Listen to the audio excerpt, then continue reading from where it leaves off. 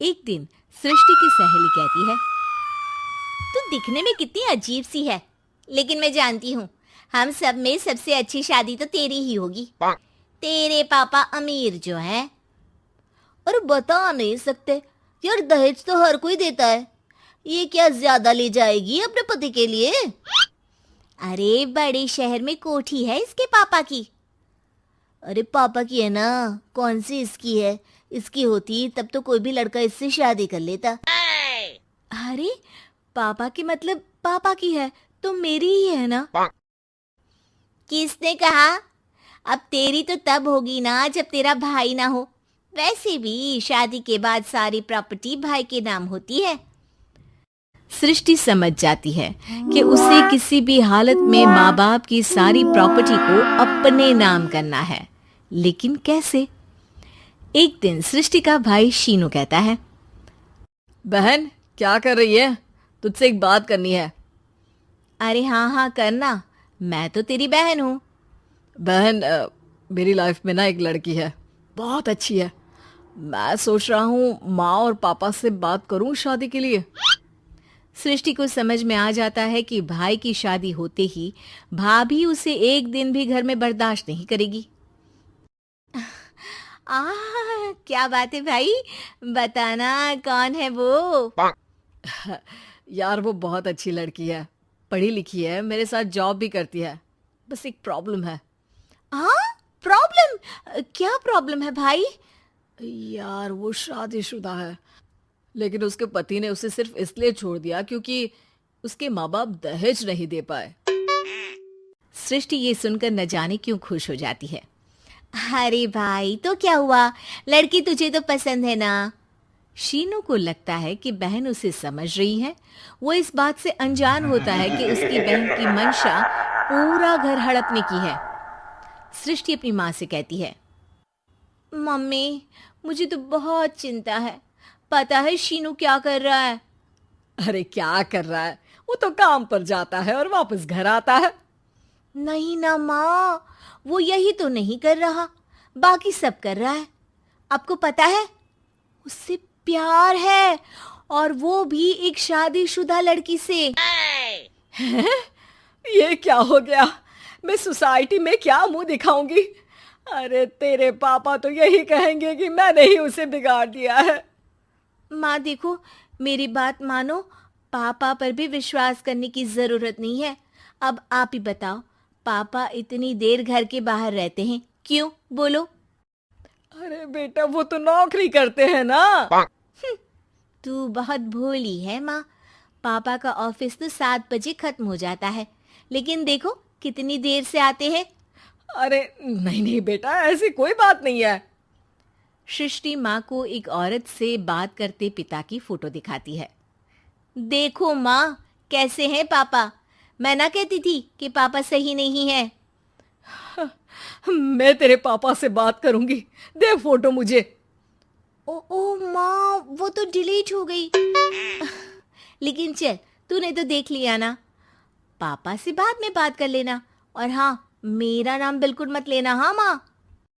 अब क्या था, सृष्टि के माँ और पिता के बीच झगड़ा होना शुरू हो जाता है। सृष्टि के मन में क्या चल रहा था कोई नहीं जानता था। एक दिन, माँ सृष्टि के लिए एक लड़का देखा है, वो लोग शाम को उसे देखने आने वाले हैं। और हाँ माँ, एक खुशखबरी, मैं और पापा मिलकर एक नया बिजनेस ट्राई कर रहे हैं। शाम को लड़का आता है, सांवले रंग का। सृष्टि को तो बिल्कुल भी पसंद नहीं आता।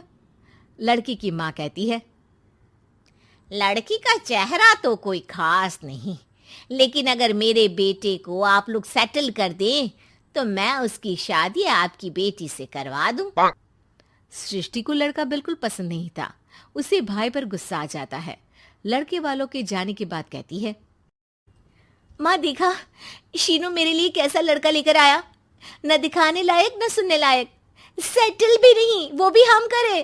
अरे माँ मैं जानती हूँ ये मेरी शादी किसी भी घर में क्यों करवाना चाहता है। अरे कैसी बात कर रही है बहन? तूने तो देखा ना, लड़के को मैंने ही मना कर दिया तुझसे शादी के लिए। जिसने लड़का बताया था उसने उसकी बहुत तारीफ की थी। बात आई गई हो जाती है। लेकिन सृष्टि का मन शांत नहीं होता। क्या करूं, कुछ समझ में नहीं आ रहा। मेरी शादी हो गई तो ये लोग पूरी प्रॉपर्टी शीनू के नाम कर देंगे, मेरे हाथ तो कुछ लगेगा ही नहीं। तभी सृष्टि को आइडिया आता है। वो किसी वकील को फोन करती है। जी देखिए, अगर आपके मम्मी पापा का तलाक हो जाता है तो आपके पिता की आधी प्रॉपर्टी आपकी माँ के नाम हो जाएगी, फिर उसे वो किसी को भी दे सकती है। सृष्टि अब माँ को बेटे के खिलाफ भरती है। माँ, शीनू पर नजर रखा करो, वो जिस लड़की के प्यार में है ना वो शादीशुदा है। यहाँ आएगी, सारा पैसा रुपया जमीन जायदाद सब हड़प लेगी। पापा का भी हाल तुमसे छुपा नहीं है। ऐसा ना हो कि मैं और आप एक दिन सड़क पर भीख मांगे। हे भगवान, मैं तो जीते जी मर जाऊंगी अगर ऐसा हो गया तो। ऐसा हो गया नहीं माँ, ऐसा ही होगा। अभी समय है, आगे का सोच लो। मैं तो कहती हूँ पापा से आधी प्रॉपर्टी लेकर अलग हो जाओ। पापा की आधी प्रॉपर्टी भी हम लोगों को अगर मिल जाती है ना तो अगले 7 जन्म सफल समझो। बेचारी माँ बेटी के कहने पर पति से तलाक लेकर अलग हो जाती है।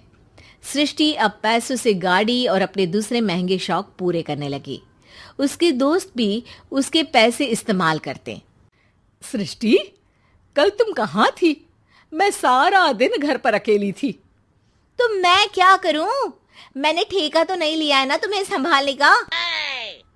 माँ को सृष्टि से ये उम्मीद नहीं थी। वो बैठकर रोने लगती है। वहीं उसका पति यानी कि सृष्टि के पिता आ जाते हैं। मैं जानता था कि तुम्हारा यही हाल होगा, तो आपने मुझे रोका क्यों नहीं? मैं रोकता तो तुम रुकती क्या?